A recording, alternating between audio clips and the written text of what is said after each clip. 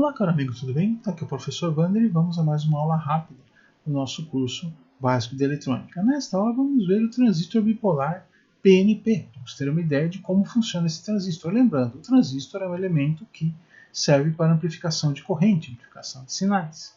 Então, olha lá, é um semicondutor de 3 camadas, onde eu tenho 2 camadas P, onde faltam elétrons, sobram lacunas, né? E uma camada N, né? Uma camada onde sobram elétrons. Muito bem. A primeira camada P maior aqui tem dopagem fraca.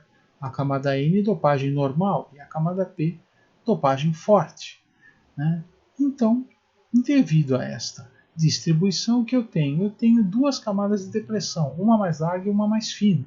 E estas camadas elas podem se unir entre si dependendo da polarização.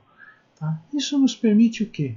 Olha lá, o efeito amplificador. Então, uma pequena corrente drenada neste sentido, tá, entre a dopagem P mais forte e a dopagem N normal, permite o quê?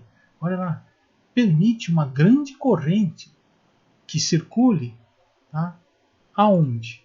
Aqui, entre essas 2 camadas P. Mas não somente autoriza, permite que esta corrente grande circule. Olha lá, não somente permite, mas também há uma região de proporcionalidade, aonde a quantidade de corrente que eu dreno daqui, tá, é proporcional à quantidade de corrente controlada aqui. Tá?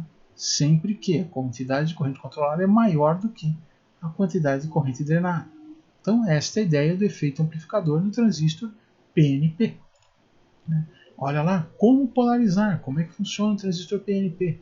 Tá? Então, eu tenho uma fonte aplicada entre os 2 substratos P, tá? E uma outra fonte aplicada entre o substrato P de cima e o substrato N, drenando uma pequena corrente aqui, forçando uma pequena circulação de corrente aqui, eu tenho o controle de uma grande corrente que circula entre os 2 substratos P, passando pelo substrato N. Esta é a ideia do transistor bipolar PNP. Tá?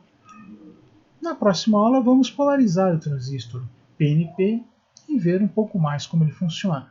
Se os senhores estão achando interessante, a aula completa de transistores pode ser vista nesse link aqui, que está na descrição do vídeo. Aqui é o professor Wander se despedindo. Tchau, tchau.